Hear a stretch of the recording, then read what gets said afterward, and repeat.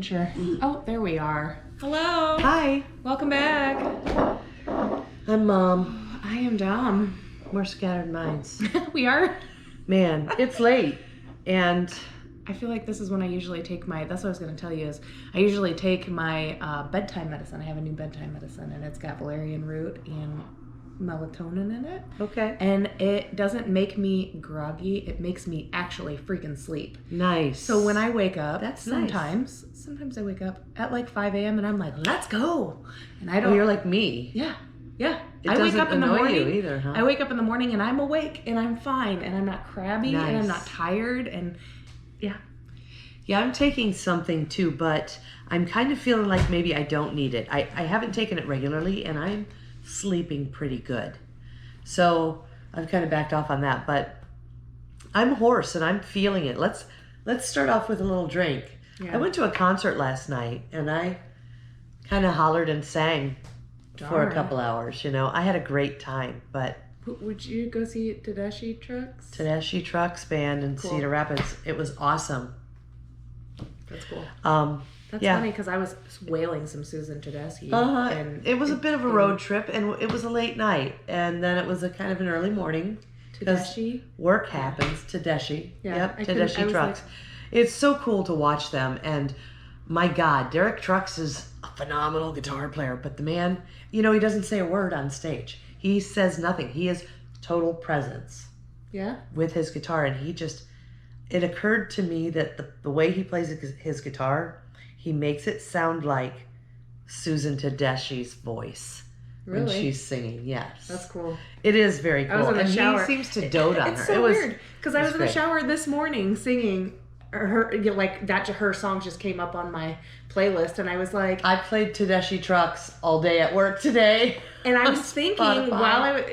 while I was taking a shower, but I was like, my mom, I think just went to this concert, but I don't remember when it was. It was last night. That's so funny. Whoa. Interesting. Okay, Well- let's introduce our beers.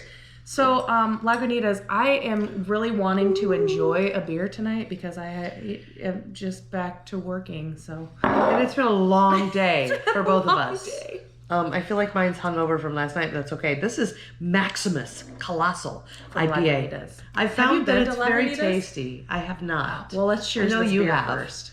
Clink.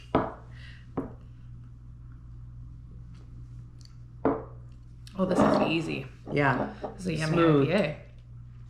It's colossal. It's And it's Maximus. 9.0. I don't recommend drinking too much of it in one setting, especially Or if you need do. to go. I mean, don't let anyone if you need regulate to go you. somewhere else, it might limit your. Ability to go Yeah, anywhere. yeah, Or yeah. want to do anything besides sleep. Hey, whatever you do. So, Do you? and you should try to check out this brewery if you have the opportunity to do so in Chicago. The one in Chicago has the chocolate factory, Willy Wonka and the chocolate factory entrance. You enter and the lights go and it does That's fun. Yeah, it's cool. It's really neat. That's fun. And this is a very nice beer. And they've got some pretty darn good food too. Well, see, We're going with food. more than one reason to go there because we like good food locally too. So, yeah, cheers to Lagunitas. Yeah, that's a good beer. Say Lagunitas. Lagunitas. Yes. Now, Back to regular programming. yeah. We are reading I'll let you show. Prince Lestat. Prince Lestat. Oh my God, this is so big. Okay, so I thought about this when we were talking about finishing this book and then talking about it. I was like, there is so much. You read like 50 pages and you got to sit down and really freaking think about so it. deep and intricate and Intense. Oh, it's so intense. and There's you just have to pay so much attention.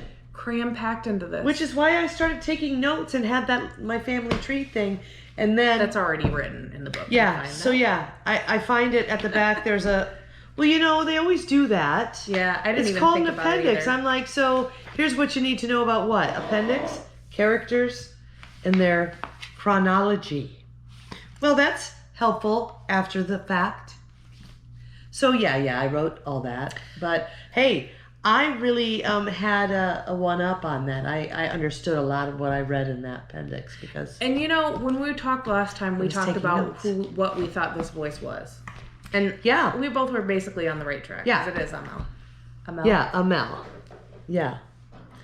Which is the spirit that, excuse me, I had an eyelash weird on my tongue. Make a weird. wish. It was on my tongue, so there was Make a no wish. blowing on it. The wish Make a wish happened. and flick it off your finger. Because I'm wearing my colorful shirt Isn't today. she beautiful so today? Look at this. in my little... I have way too much color on with you. Look. We'll change this. No way. Never. Too much color. Boom. Oh, because my hair doesn't clash already. Yeah. So, back to- Amel. The original. He The is OG spirit. For sure. The spirit that took over the queen and made her a vampire. Yes. He the is first like, time. Yeah. And the second time. I mean, basically he is what a the vampire is. He is the OG. He Yeah. is their original maker. And he is, what is very apparent is that his blood that's through all these vampires is part of him and is stretching and reaching. I was wondering if you were going to through say this, because this is exactly what it... all of these vampires. The voice was constantly trying to say things to all the vampires. The last time we were talking about to Lestat. entice them. Yeah. The voice was talking to Lestat and kind of like, nah, like teasing him and being like, oh, you're not good enough. And he's trying to talk all these vampires into burning basically the younger vampires, because it's like he is losing himself. Every time a new vampire is made, it's a piece of Amel being torn from him. So it's like he explains it as his extremities being stretched to the furthest that they can reach, because it's little pieces of him. His fingernails, his fingers is, outstretching further and further and further until he can't be stretched out anymore, and they can't make every any more new vampires. fledgling. Yeah. They eventually takes from him. Yes. And so he's weaker, and as weak as he can. Well, I suppose he could probably be weaker, but that's why he's entombed. Well, when they there was one vampire that they ran into when, and I don't remember. Oh, it was Lestat's vampire, Antoine. He ran into that biker one, and the biker was like, I tried making my own fledgling and I couldn't. We can't even make vampires anymore because Amel was so stretched out. Yeah. You're right. I remember that encounter. And vampires' powers weren't working as well, weren't as powerful. Well, and the only ones that have the fire and the cloud gift are the ancient elder ones. Yeah. So he's enticing old and young to burn the fledglings, the young ones. Whoever he can manipulate to do so. It appears to be working. It appears to be making him stronger. So they're calling it the new burning, because what's happening is when the Queen of the Damned happened, basically there was this big, they called it the burning, when Akasha came over the continents and just started killing all the vampires. She just would kill anyone that wouldn't follow her. Yeah, and the young ones, she was getting rid of them all, and Lestat was a big part of this because she wanted him. She wanted Lestat. He was the draw. He was the one that brought her up. Music. She killed her husband at that point so that she could go find Lestat. Yep. Oh my God, I forgot that. She did. Yeah. Her king. Yep. Ankil. Yeah, whatever. But cool names, huh? Yeah. I keep thinking the twins, Maharet, Makari. and I think it's Makari. Makare, and Yeah. Maharet. Makare and Maharet. Okay. It would have to be like rhyming, kind of, right? Because they're twins. I keep going, yeah. Macarena. Yeah.